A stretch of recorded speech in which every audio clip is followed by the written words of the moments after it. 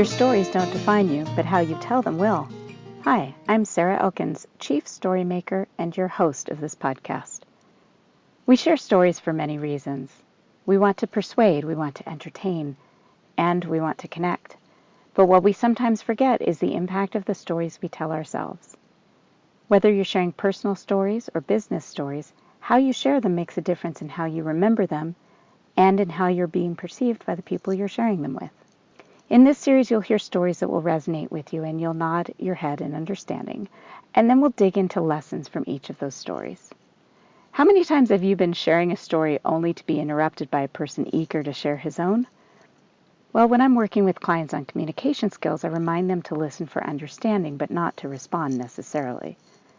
But during this podcast, I'm asking you to listen and consider your related stories, and think about which stories in your life might have impacted you in a similar way. We had new listeners from all over the world tune in last month, and I just want to thank you for being part of this adventure in sharing our stories. Today's guest on the podcast, Your Stories Don't Define You, How You Tell Them Will, is a friend that I met years ago at a conference in Los Angeles. His name is Robert Downs, and he is a photographer. And for some reason, we just connected really quickly at this conference, and I knew we'd be friends forever.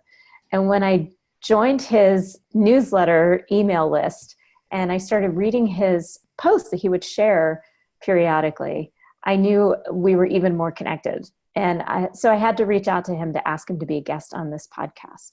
So Robert, thank you first for agreeing. Thanks for having me. And second, I always ask my guests to share something about themselves that most people wouldn't know. And the intent behind that is that the listeners get to learn a little bit more about you, feel more connected to you before we start digging into such personal stories.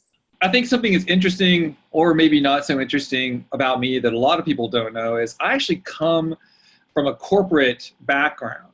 I was a logistics coordinator at a company for about 4 or 5 years before I decided to just completely commit to being a photographer. And I think that was kind of an interesting experience for me. I was a bit of a round circle trying to fit into a square peg. But I actually did learn from the experience as much as I probably learned as much from it as I regret I did it. So I think it was, I'm going to call it even, you know? That is surprising to me. I had no idea you had a corporate background. So you talking like suits and ties kind of corporate background? Oh, yeah. Yeah, I had Brooks Brothers, long jackets and coats and ties, all which I left in a big dumpster outside of Cincinnati, Ohio, as I was driving to LA.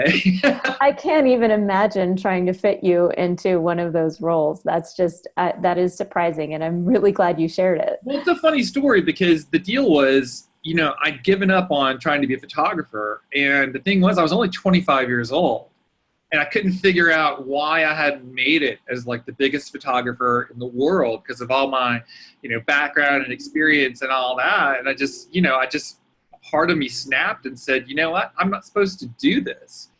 And I think this relates to a lot of my blog posts. Once you go into something that you don't want to do. When I left the corporate world, there was nothing more on my mind except for the fact is I'm never going back there. And I don't care what or when or why or how, I'm not going to be at a desk, doing other people's, bidding for them. Good. I'm perfectly capable of doing that on my own. Right. I'm not going to let somebody else mess up my life. It's going to have to be me if it's going to happen. Well, I think something identified in the corporate structure was, I was making a lot of money for a lot of other people. And that set me in a bad way. I felt really angry about that. Used. I wouldn't say used. They put me on a pretty good heroin drip of, salary and insurance and cars and expense accounts and stuff like that. But it's a slippery slope. I can understand why people do that and stay in that and don't pursue their passions because it's tricky. It's very tricky. Yeah, I get that. And it leads right into the whole reason I asked you to be on the podcast, which is our theme of finding people in our lives that come to our rescue when it's time, when we start to sink into that hole of what am I doing here, and I'm not finding any satisfaction, and sometimes even as far down into addiction and homelessness. I've seen among some of my guests here on the podcast that one person was able to change the dynamic for their lives. And it's not always our oldest and dearest friends. Sometimes it's a random encounter and a one-time thing. So I mentioned that to you because of your last email that I got with the stories about your friends pulling you up out of the depths of despair. And I was hoping you'd share one of those stories with us. You know, it's funny what different people's bottoming out is. I mean, my bottoming out was a well-paying job with a brand new car and a brand new apartment. Oh, how terrible for you. Yeah, I mean, but it was horrible for me. I was incredibly depressed. And I too am a recovering person, like some of the people you've had on your show. And I remember one time I actually drove from Cincinnati, Ohio to Atlanta to buy a burrito. Because I couldn't find the burrito I wanted in Cincinnati, Ohio. And that's when my friends sort of gathered around me in Atlanta, and they're like, what's the real reason you're here? I mean, did you really just want a burrito? And of course that wasn't, the reason. I mean, the reason was I was miserable. And I've been fortunate enough to have a group of friends that I've absolutely known since kindergarten. And these are people that I communicate with, on a daily, weekly basis. And I think it's one of the biggest gifts of my life has been to, have that group to, who's known you for life and can, literally sense, when you are, in despair, mm-hmm. and always kind of have a little something enough for you to realize that, you can get through this, and we're always here for you. So that sounds like a major pivot point in your life when you drove down to Atlanta. How far is that drive? It was about like 8 hours or something. Okay. And yeah. I literally left my office in my tie and coat and just drove there. I was just, I was out of it.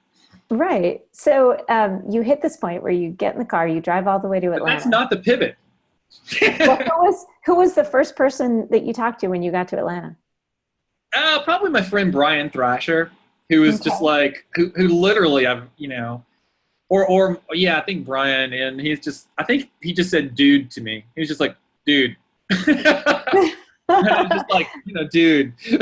And, squishy faces each other for a while. And, we both knew. I mean, I don't think it's necessarily words, Mm-hmm. I think it's you get around people that you absolutely love, and then they're concerned about you. And that's enough to sort of reflect that concern back mm-hmm. at you. Because a lot of times I think we lose touch with, when there are things wrong in our life and we don't want to look at them. So I saw my friend Brian, and I saw that staring back at me like there was, the mirror reflection of myself. Wow. So, and then you met up with a few of your other friends that night to get the burrito, or what happened? No, I just sat quietly and ate my burrito. I wouldn't call it a bottoming out. I think the bottoming out happened for me when I actually moved to LA. I gave up my fancy corporate job and had gotten a job in Santa Barbara County with a photographer. And, a couple hours into working with him, he asked me to step behind the studio and have a drink with him. And I'd given up drinking for about 4 months. And I think that was the pivot point for me. And when I told him that, I'd sobered up, he fired me on the spot. And which, brings up another friend. So I, drove down to LA to see my really great friend, Julie Smith. And Julie just said, look, we're going to get things taken care of. Just come here. We're going to figure it out. I don't know what's going to happen. We don't know how, anything really. And I drove there and I got lost. And there was the pivoting point for me was sitting in an alley, in Hollywood, behind these buildings with my head in my hands, but my portfolio on my lap. And about 2 seconds later, a huge door swings open to the door I was parked in front of. And it was a huge photo studio. And I was like, holy crap, that's a photo studio. And I grabbed my portfolio and ran up to these guys. And it ended up being Mr. Jay Silverman, who was probably the largest ad shooter on the West Coast at the time. I threw my portfolio in front of him and his assistant.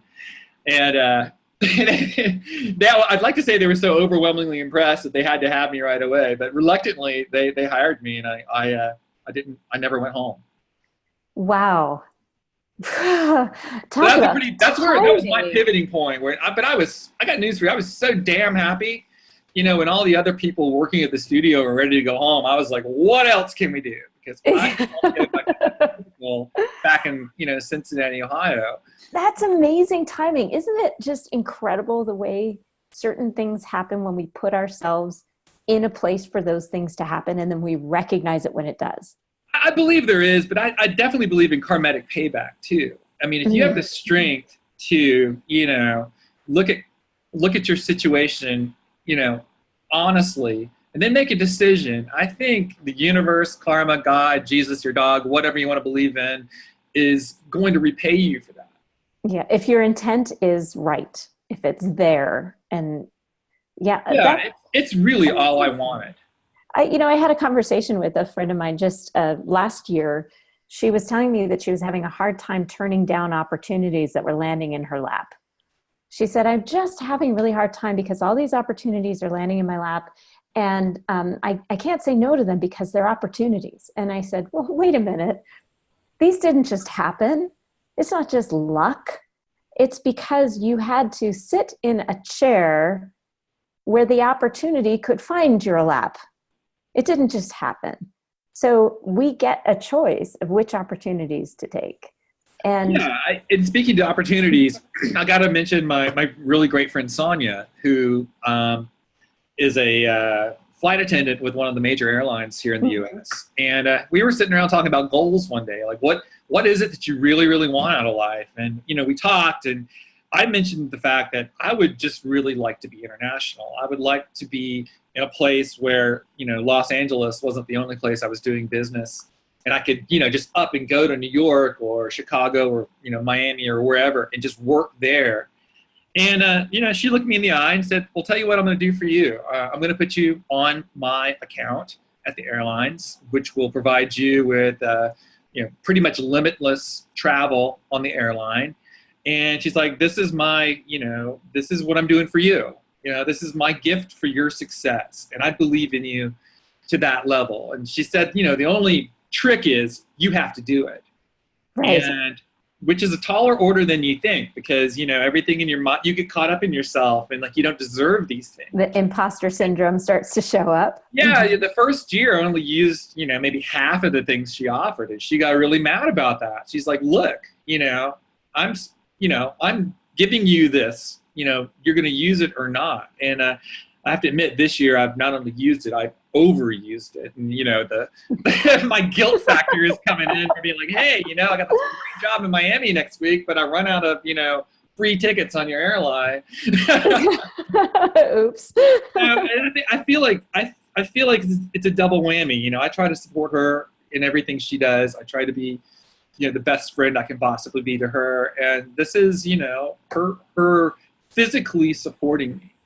And I think I'm incredibly lucky. Yeah, well, and that's such an important aspect of it, though. It comes back to those opportunities landing in your lap. You still have to do something with them. I mean, they're not going to just land in your lap and then suddenly be successful opportunities. They're just an opportunity until you do something with it. I would venture to say that happens more often than all of us want to, fess up to. The fact where we had something in front of us, and, through our negative self-talk in our brains, we decided at some point we didn't deserve it. And that's a bunch of crap. Yeah. Or that we couldn't do it. We're offered this, but I'm not sure I'm really ready for it. Whatever's in your, bag that day. Yeah. I see that happening in my life, a lot. I see opportunities that present themselves, but for whatever reason, I'm on a certain course. I recognize them as awesome, but Mhm. at the same, I really want to stay the course on what I'm up to. Mhm. And that's the trick, is knowing which is which, and having the people around you that you can use as sounding boards when you need to. Yeah, it's a switch and it's a problem. You know, it's a lot of things. I don't know if it's a problem. I think it has more to do with being true to yourself and saying, okay, this opportunity just came up and I know that it's a good one, and I'm already working on this, and this is meaningful to me. So But I I have think we all have a bit of this like hyper puppy syndrome, you know, to shiny. you know, like looking at everything and getting excited about everything. And, you know, but how do I, you know, I'm really just out for my walk, you know? Yeah, I have a puppy like that. That makes sense. I love that. I keep coming back to the idea that the people that we surround ourselves with are the ones that are going to help us be successful if they're the right people. And I just was talking to a friend that has a new baby about those early days when the baby's in the weeks as opposed to the months. So you're looking at 6 weeks, 12 weeks, 14 weeks, and how difficult that can be for a new mom. And I remember this vivid experience. It's so vivid in my head. We were living in Washington, D.C. when our older son was born. And he had been a really easy baby. Smiled all the time, fussed when he was hungry, went to sleep. I mean, he was just so easy. And I took it for granted because I just assumed that that's what babies were like. And at some point, you know, I had been on my days that I was working from home, I would take him for these walks and put him in the stroller, and we'd go to Union Station, and he would look up at all the tiles and the lights and people, and he would just take it all in. And when he hit about 3 months, I didn't realize that he was taking it in more, because that's when a baby starts to really recognize the activities and sounds around them. And I remember coming home one night, it was like 3 p.m. We had a little nap, and he woke up at 5 or something, crying, screaming. And this was my easy baby. I had no idea what was wrong. So check the diaper, try to nurse, try to turn off the lights and the sound. And suddenly I realized that he was overstimulated. And he did this every night for over a week, where he would start screaming at 5 or 6 at night. Sounds like me just about every other week. Yeah. And he wouldn't stop until like 11 o'clock at night. And I thought, oh my God, this is colic. That's what colic is. And I started feeling really bad for people who had babies who had colic for long periods of time. But even after 5 nights, I thought, when is this going to end? Oh my gosh, I can't be like this. I'm a terrible mother. What can I do to change this? And I remember this one moment. It must have been about a week and a half into it. And my husband came home, Jacob's dad, and I handed the screaming baby, to him and said, I just can't anymore. I can't. And I walked down the 3 flights of stairs. We were in an old brownstone on Capitol Hill. Walked down the stairs, and it was cold. It was winter, and I hadn't grabbed a coat. And I sat on the steps of the stoop of the apartment building and just cried. And I'm shaking because I'm cold. And this woman was walking by. She must have been coming from work. And she took one look at me and said, "Oh, honey, are you okay?" And I looked at her with these big tear-stained cheeks and sad, sad brown eyes and said, "No, not really." And I'm not a crier, so this was kind of a big deal for me to admit that really I wasn't okay. And she opened the gate and came into my yard and sat down next to me and put her arm around me. And she said, "What's happening?" And I told her what was going on through my tears. And I'm a terrible mom. How can I think that I can do this? I mean, he's only weeks old and I'm already failing. And she whipped out a cigarette and lit it and handed it to me. I don't smoke, but I took that cigarette out of her hand and I took 2 or 3 big drags off of it, got this major head rush, and gave it back to her and put my head on her shoulder. And she put her arm around me again and she said, "It's all going to be okay. You're going to be fine. The baby's going to be fine." And she kind of pushed me away a little bit so she could look at me. She said, "Are you feeling any better?" And I was. I was feeling so much better. This total stranger, my angel, came over and sat next to me and made me feel better in less than 10 minutes. And I remember it like yesterday. This was 20 years ago. And I believe that. I believe a lot of things. I believe of this idea of giving people permission, to be okay. And exactly. I think so many of us, really need to, even if it's just an inquiry. And I also believe, in, angels in the architecture. I think, they're everywhere, whether they know it or not. You know what I mean? I just those people that, I don't know. They just show up when you need them at the right time, if you're open to it. If you're open to it. I find that it happens probably far too often in my life, although I'm not going to take it for granted for a second. But I remember going back up the stairs and my husband handing the screaming baby back to me so I could nurse him. And I was okay.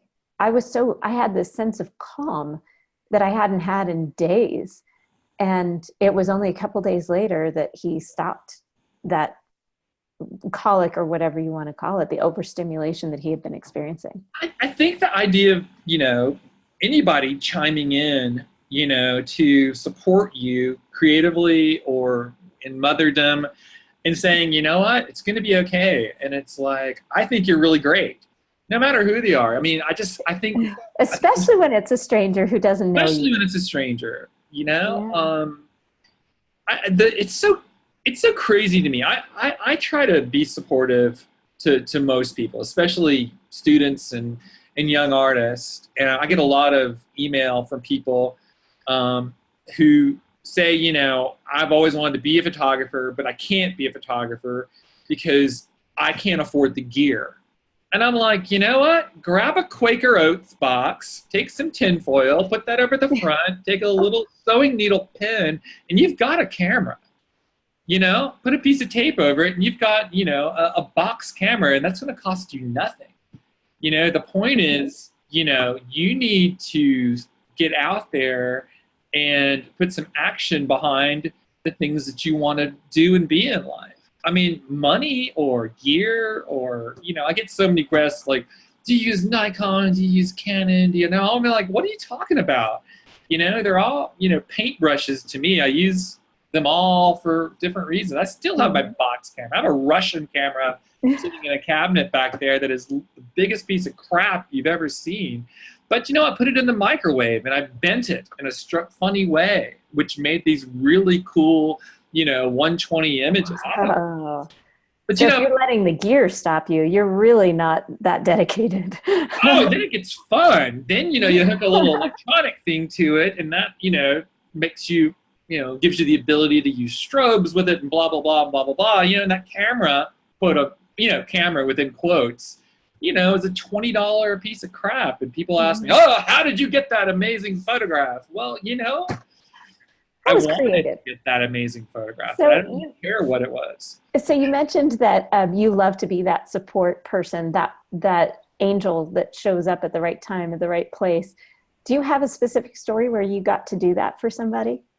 I think I try to, a lot of times more than not, especially in like Uber cars and things like that, where you meet strangers and the drivers and you're, sort of wondering about, is this their side hustle? Is it something they do, on a daily basis? Is it their job, or what's going on in their lives, to do that? I met a guy from Peru yesterday whose, family was, in Peru, and he was here, and I felt like I got a chance to be like, it's going to be all right, Because you asked some questions. That, but I really firmly believe in this permission just to let people know that they're going to be okay. Give them permission to be okay. Because otherwise, I think, like I said, I think our brains are firing away so much at this negative thing. Like, things aren't going to be okay. And I'm not perfect by any means, by the way. My brain fires off, negative things all the time. But I love the idea of, supporting, others. But you got to interrupt it.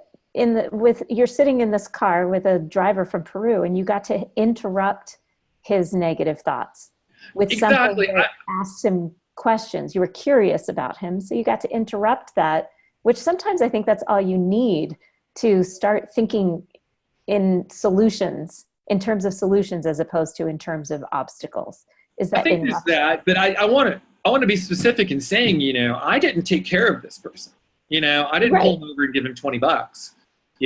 I'm not interested in, codependent lifestyle or, codependently getting out there and solving people's problems, but I am interested in being a positive influence and saying, you know what, you can do this. You work at the cafeteria Monday through Friday, but you really want to be a, horticulturalist. You know what? You can absolutely. You can do that. Right. Exactly. Do it. There's nothing that can really get in your way, except really you and, your comfort zone. Yeah. That's my favorite quote is the obstacle isn't in your path. The obstacle is your path. It is. And I want to restate the fact that I struggle too. I mean, I really struggle. I struggle mostly with myself.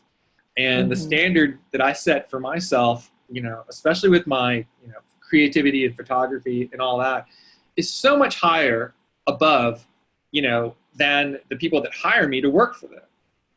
And I struggle with that too. I financially struggle with that. I have commonly put more money into a photo shoot than that was budgeted, and the client has said, we don't have money for that. And I'm like, it's cool. I'm paying for it. I really want snow to be on this picture. You know what I mean? I know you can't afford the snow, but I need this and it's going to look so much better.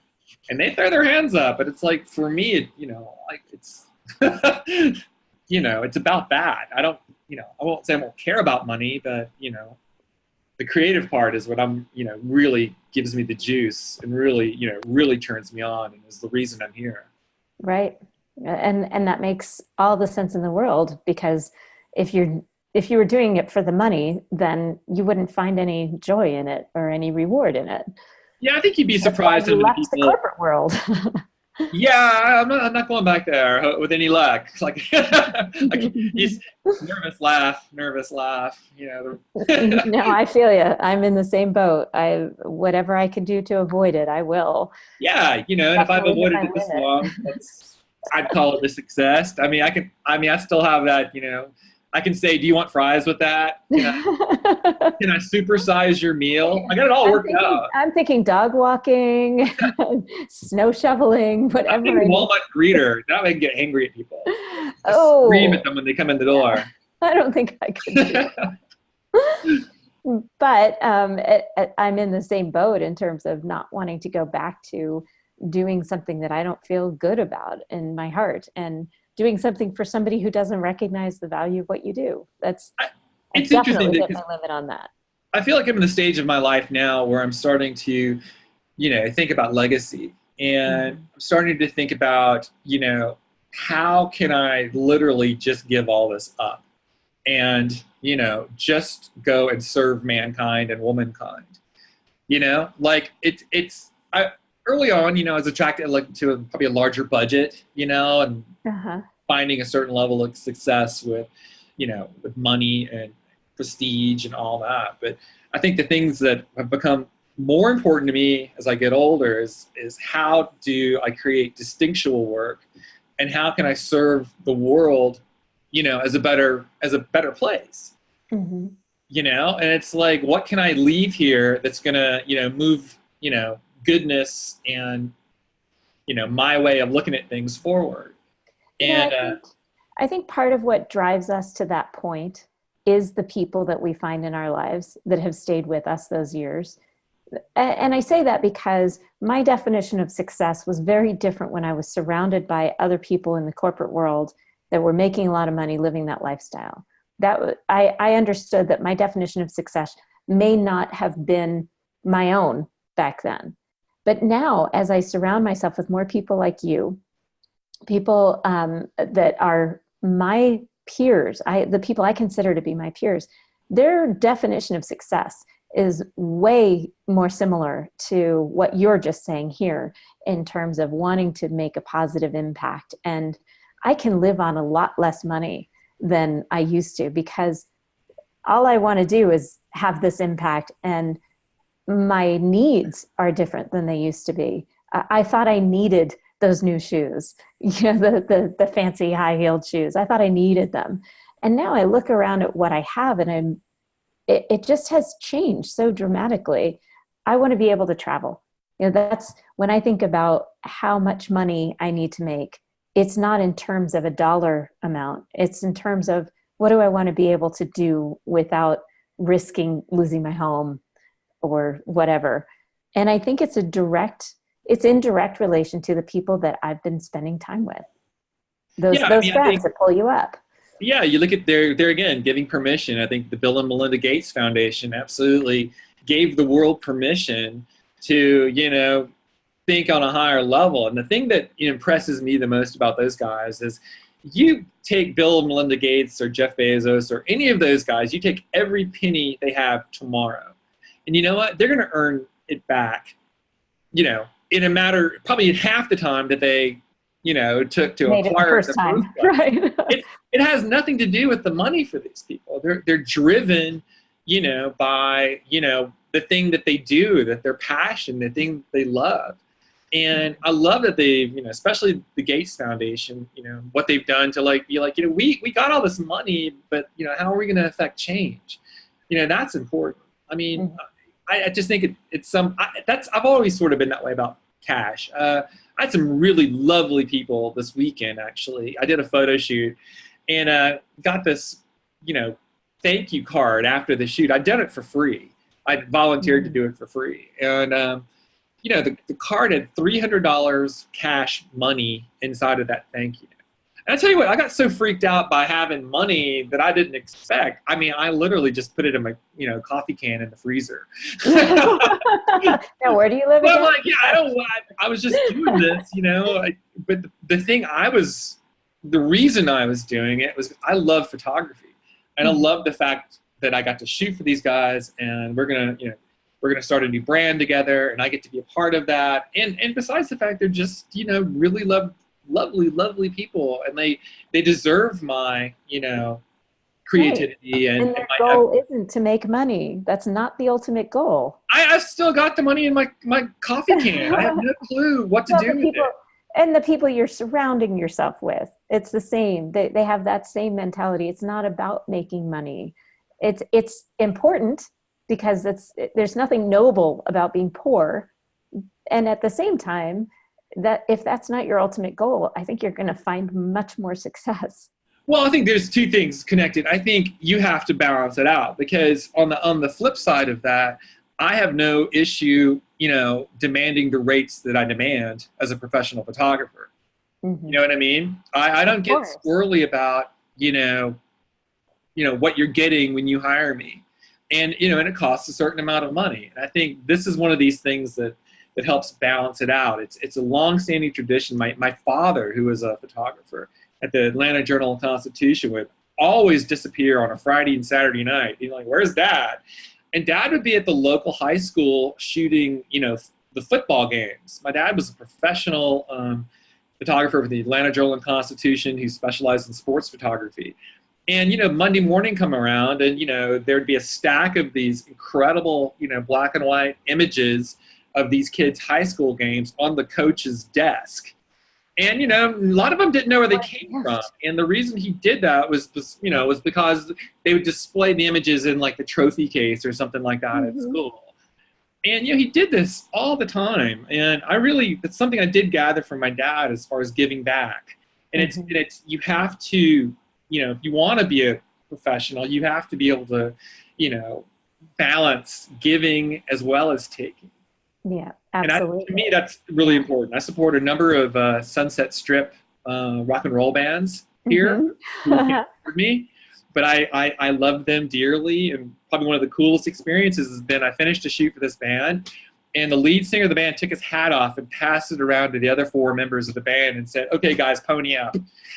And, they came up with about $17. $17. And I was in tears. I was literally in tears. I was like, "Man, you guys just best, man. You guys are going to go so far." I couldn't take, their money, but they were really, it's like, "Look, go get a hamburger or something on us. We just really appreciate it." And I'm like, that's what it's all about. It is. And that's what that they couldn't afford it and they did it anyway. I mean, to me, that's the greatest gift. That to me is super the people duper that you want to be around. Yeah. Yeah, but to your listeners, I mean, I do demand a pretty high price.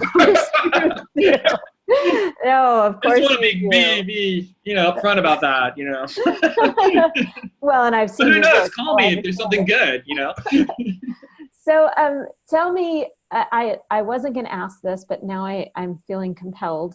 For our listeners' sake, tell me about a celebrity experience you had recently that just really makes you feel like you're doing the right thing and you're surrounded by the people that are the right people to be successful in your goals. Yeah, sure. I mean, I'm not really one to drop celebrity names, but I know. That's why I wasn't going to ask. But I will speak to it though, especially I think in the music world. It's like there are a lot of times where I'm at shows or like at celebrities' homes, and people ask me, they're like, "Oh, dude, what was it like to be at XYZ's house or whatever?" I'm like, "What are you talking about?" He puts his pants on the same way as I put my pants on. I call him idiot. I think he's dumb. We sit around and watch football all day long and, crap like that. And we joke all the time. Mm-hmm. But it's like, what I gathered from all that is I just really belong in these places. Like I rarely wear my backstage pass when I go to work with bands live. I just walk straight backstage and no one ever says anything to me. And what I've gathered from that is the fact that this is what I'm supposed to do. I have I'm supposed to be in these places. It's not a deserved thing. It's not anything like that. It's just my comfort level with, celebrities and rock stars and all those types of people. It just doesn't show anymore. I'm fine to go back there and plunk myself down on a couch and, tell a dirty joke or something, you know what I mean? You know what you mean. And it's funny because I used to struggle with that idea of celebrity. And I think that social media, particularly LinkedIn, has really leveled the playing field in a lot of ways, because I feel totally confident reaching out to somebody that I know to be a big name in whatever industry it is. I don't hesitate to reach out to them because there's this level playing field now. And I can say, I really liked your blog post about whatever, but I disagree on this point, and I just wanted to reach out and let you know that I appreciated it and the perspective, and this is how I wanted to let you know. And maybe they'll respond and maybe they won't. 90% of the time they respond. And what I found is that they're just people, and they need that external validation just as much as anyone else does, and appreciate it and value it. And so I love that you put it that way, because I think some people forget. Most celebrities, most rock stars are being celebrities and rock stars on top of a normal life. I mean, these guys have car payments. They have house payments.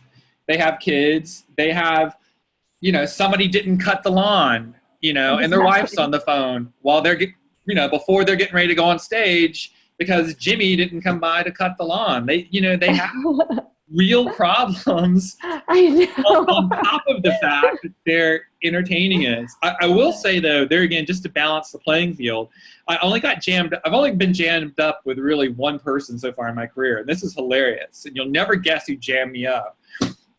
We were working with Disney on a shoot, it was CBS or someone, I'm not sure. But we had to shoot Dick Van Dyke. And the second I met Dick Van Dyke, who is not a rock star, these visions from childhood started appearing in my head. It's like, chitty chitty bang bang, and words. Mary Poppins. And like, oh my God, yeah, it's Mary Poppins. It just started exploding. I mean, as a child, I loved these movies.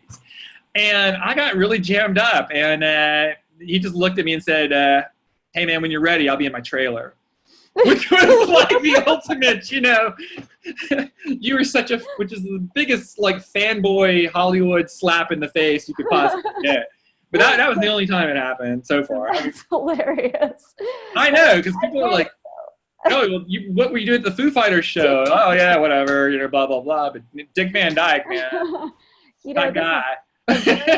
A very small example of that whole they're just regular people is I did a keynote a couple weeks ago, and it was very well attended, and people were excited about it, and I got these awesome feedback afterward, and I know it's going to generate more business for me. And I remember getting home that night and walking into the bathroom and thinking, oh, I've got to scrub the bathroom again. I remember thinking, wait a minute, I'm a star, man. I shouldn't have to go clean my bathroom. Oh man, we all battle the ego, right? Laundry. Oh my gosh, I have to battle these 14 loads of laundry, and I shouldn't have to do this anymore. I'm a big name. Don't you know who I am? Right. I mean, here in Hollywood, though, it's funny that the levels of distinction. I mean, there's definitely a B list. I mean, there's an A list and a B list. The B list being sort of the soap opera people who have not quite made it yet, but they know they can. Like, they're that close. Right. And they're really turned on to every detail of their lives. And then you have a good example for me. There again, I'm not to be dropping names, but this guy's pretty cool. Danny DeVito. I was sitting backstage with him. And we were literally sitting on top of some road cabinet or something. And he'd mentioned the fact that he had some trouble with his mailbox. And I'm like, well, you got to go to Home Depot to get the latch thing. And he's like, the latch thing in aisle 7? I'm like, no, the one in aisle 6. We're having this really normal thing about his mailbox not working right. And then, you hear this announcing thing, oh yeah, Mr. Danny DeVito goes off, and, a curtain opens and he walks out there in front of a zillion people, and he's like this thing. But, right. 5 minutes ago, we were talking about, we got to get down to the mailbox. Yeah.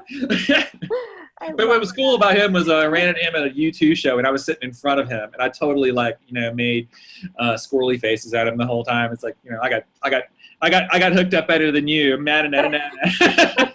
Did he remember you from the other show? He remembers every trillion people that he meets in a day. Not. Yeah. I wasn't really expecting it. He knew who I was, though. He knew my face. And yeah, you're pretty memorable. Yeah, when I was sitting in front of him. Yeah. He's like, that's a damn photographer. How did he get better seats than me? Yeah, the life of a star. Well, he's the star. I'm not a star. That's what I mean. And stuck behind some photographer. But I got superiorly hooked up for that show. There's no doubt in my mind. That's awesome. Well, this was really great. I loved chatting with you today, and I really appreciate you taking the time and sharing those stories, because it's exactly what I was expecting. Those stories about the people that we surround ourselves with that really help us get through certain times, and also those random encounters that give us the confidence to keep moving on and give us permission to be okay and to interrupt those negative thoughts just long enough to move into a better space in our heads.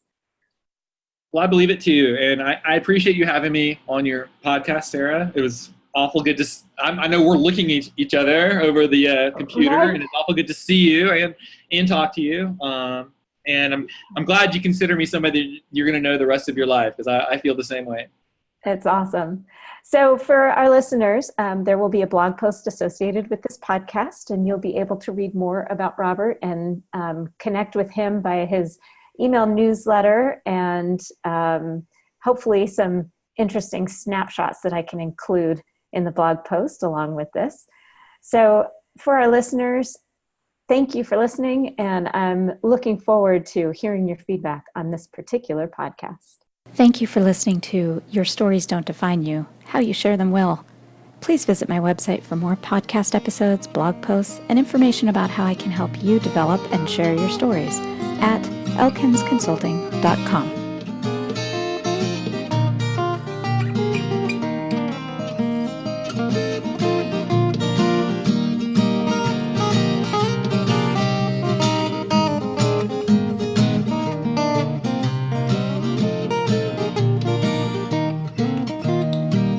Now listen would you tell me that you're going away?